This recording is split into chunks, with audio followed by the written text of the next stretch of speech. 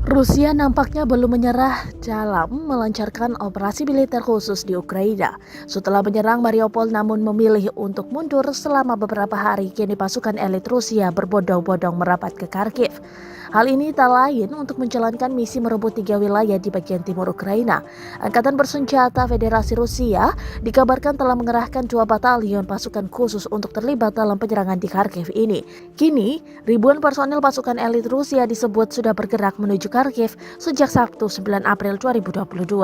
Ukinform melaporkan anggota bersenjata Ukraina memberikan pernyataan terkait pergerakan 2 batalion pasukan khusus Rusia dan kemungkinan terjadinya perang dahsyat di 3 wilayah. Bahkan diprediksi militer Ukraina, para pasukan tersebut nantinya akan memancing peperangan.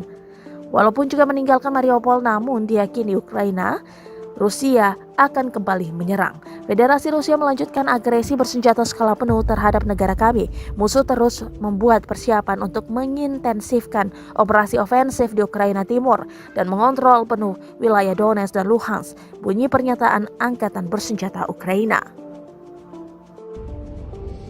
Мишки. Мишки. По-братски поверни.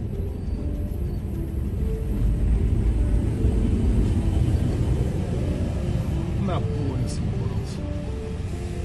Видать, не первый раз. Ебать, какой-то старый танк. Танк есть прям такой, как мы любим.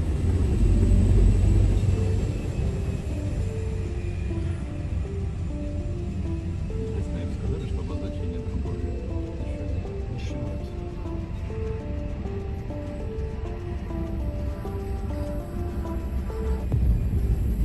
Terima kasih sudah nonton. Jangan lupa like, subscribe, dan share ya.